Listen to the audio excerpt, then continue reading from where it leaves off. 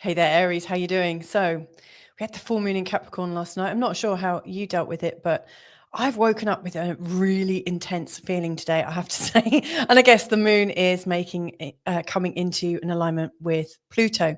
Now, what I'm going to be doing in this forecast is taking you through the next 2 weeks leading up to the new moon in Leo.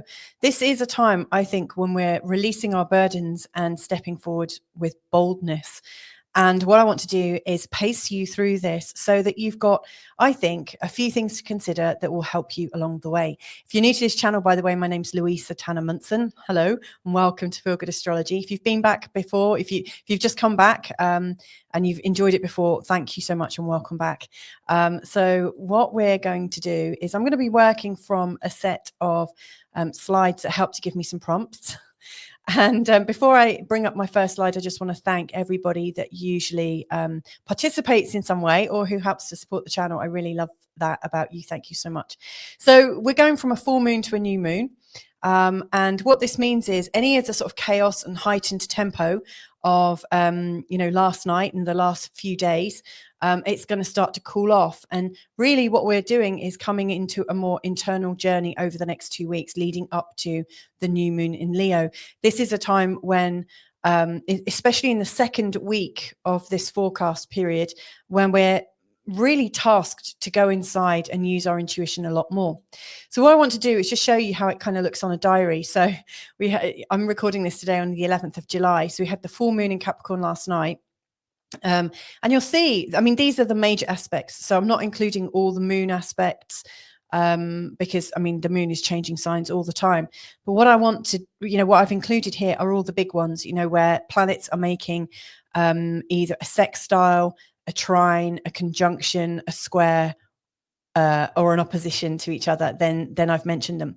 And so you'll see in this first week, really what we've got going on is the sun in a trine to the North Node. And then from midway through this 2-week period at the time of the third quarter, we've got Mercury in a sextile to Venus, which I think is really helpful. It's a very sort of helpful, optimistic kind of happy-go-lucky kind of energy. It's great. It's very friendly, very, yes, it's like, I think of it like astrological assistance, it's heavenly assistance. And then we've got a few different things that I think are quite big. And so let's talk about it. So we've got the sun in a square to Chiron. We've also got Mars in an opposition to the North Node. That means Mars is actually in a conjunction with the South Node. We've got Venus coming into a square with the North and South Node. The Sun's moving into Leo. We've also got the Sun in a sextile to Uranus. And finally, we've got the new moon. Now, that's not all. We've also got 2 retrogrades coming in during this period. Let me show you. So here they are. You can see we've got Saturn retrograde on the 13th. And Mercury going retrograde on the 18th. Now, neither of these are your ruling planets, thankfully. However, Mercury is going to be retrograde for the following 3 weeks from the 18th until I think the 11th of August. And so that is going to likely create some slowing down of things and also create a sense of, I always think, a little bit of confusion and things lost in translation. The Saturn retrograde that is happening in this first week is more of a subtle energy. Here we've got Saturn, which is about our restrictions, our discernment, our discipline, really working internally, so we're less likely to look outward and complain about things, but we're looking more at our own strength, our own resilience. When Mercury goes retrograde, there can be a lot of revelation for us. Our self-talk comes on in leaps and bounds. So this to me is the 18th is really marking a whole new feeling in the second week. So let's have a look at the charts. So what I've got here is the full moon in Capricorn chart. This is the one we're moving away from right now. And this is the new moon in Leo chart, which is where we're moving to. So you can see that the moon is moving from your 10th house, moving all the way around and joining the sun in your 5th house. So my advice is really going to be, I think, in terms of how you're moving from a place of high intensity ambition and status and concerns with your level in life and how much people are seeing you, your visibility. and then how you can come back into a sense of freshness, a greater sense of creativity, a greater sense of flexibility, and a greater sense of control. Up here, we might think we're in control because we feel powerful and we feel influential, but actually in the outside world, it's not really us that's determining our success. It really does have a lot to do with the people viewing us around us. But here we have a lot of control, I think, because we're doing something that we're passionate about. So this is, I think, coming from an external recognition of how we feel to very much an internal sense of passion. And I really like that flip. I think that's really helpful. So here are the things, and I'm not entirely sure which order I'm going to mention them in, but here are the things that I think are most important for you to understand. The first one is that Uranus has come through into your third house, literally since the last forecast until this one. In fact, on the, this happened 5 days ago. So on Monday the 7th, Uranus came into the sign of Gemini. Now, it's not its final resting place. It's going to wriggle out a little later this year, and then it will be back in April. But we're going to be getting a 3 to 4 month taster of Uranus in the third. And so Uranus in the third is going to be speeding things up in terms of your community and what you know to be true, what you know about your world. Things are likely to shift and change quite considerably.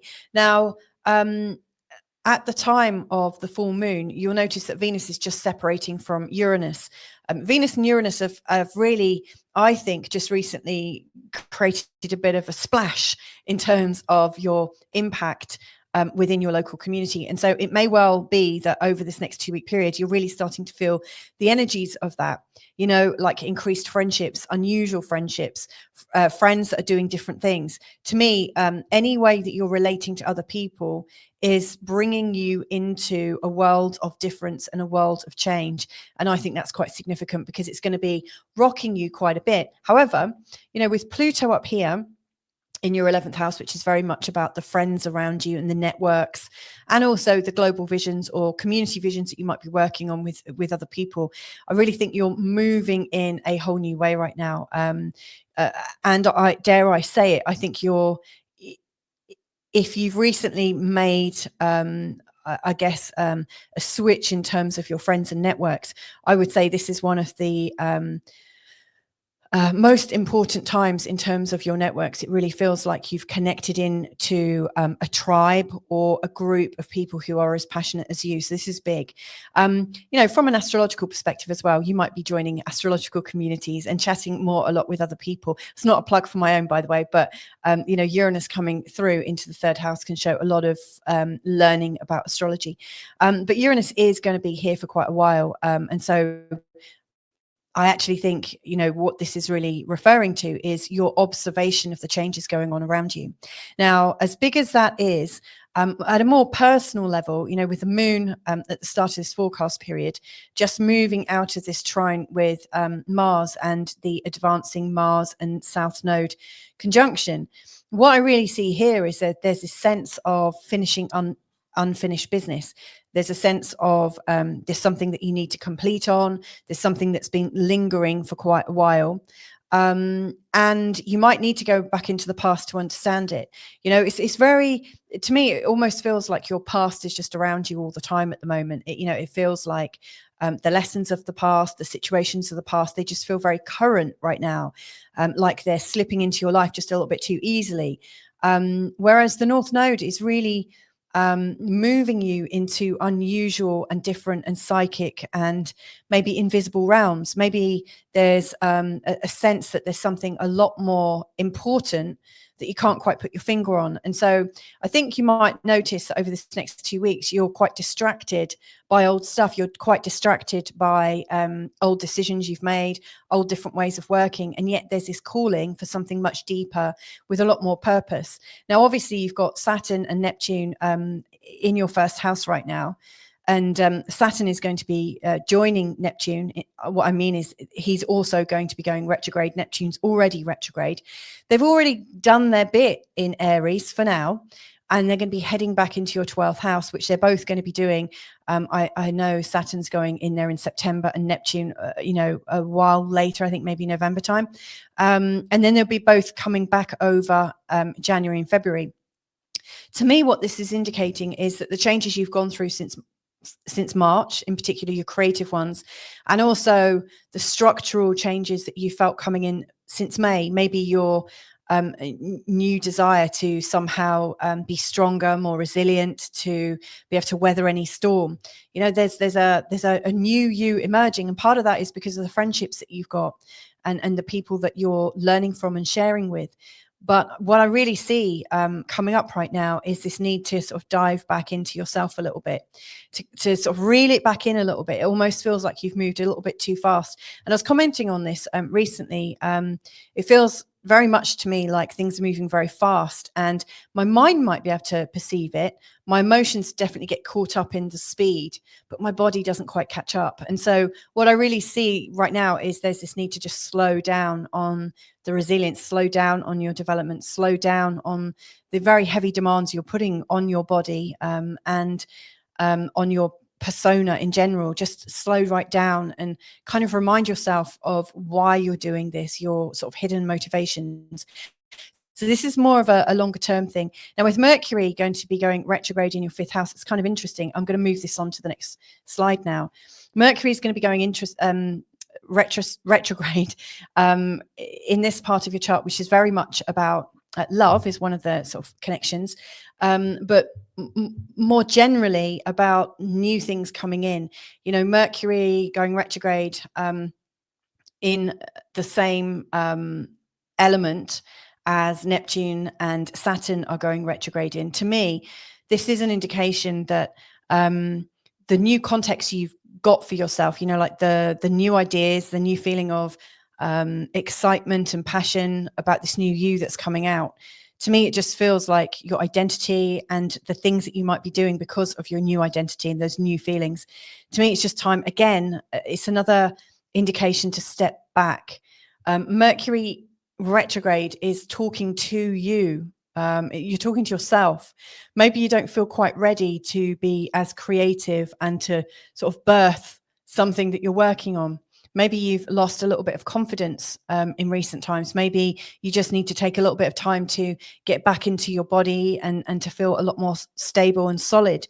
I do think that as the new moon in Leo comes along, and this is, by the way, where Mercury's heading to. Mercury's going to stop his retrograde almost at the point of this new moon, not until mid-August. But, you know, to me, there is this almost like a promise that your passion is going to come back. You know, you are going to get back into your body. You are going to feel sort of excited about the changes that have already happened and the ones to come. I just think maybe this has overwhelmed you a little bit. And so it's probably helpful that some of the past has been around you, reminding you of who you were, just so that you can really see the sort of polarity of where you were and where you are right now. I do think by this time next year, where you were and where you'll be back then is going to be a much bigger gap. Suffice to say, you're going through massive changes. Last thing that I really want to comment on, leading up to this new moon, we've got Venus that's right in between, again, the South Node and the North Node. And again, we've got another push to remind you that the way you've been working in the past, but also some of the love in the past, some of the relationships that you've had in the past that maybe were quite functional, that were quite ordinary, maybe they weren't quite special enough for you. Really, what I think this particular T-square is saying to you with your Aries coding is the person that you're meant to be with represents somebody who can tune into your finest sensibilities, somebody that understands you almost at a psychic level. You know, you're not looking for a normal relationship. You're not looking for a relationship that's going to be bringing home the bacon necessarily and helping you mow the lawn. You're looking for, although that's really good, you're looking for somebody who is speaking to you at a deeper level that is almost unheard, but you just know it exists. So lots and lots of things going on there. I hope that's helpful for you. Yeah, let's see what comes up in the next forecast next time. Bye for now. So if you're enjoying my forecast every 2 weeks on YouTube and would like to go even deeper into your planetary coding, then why not try out my astrology forecast group?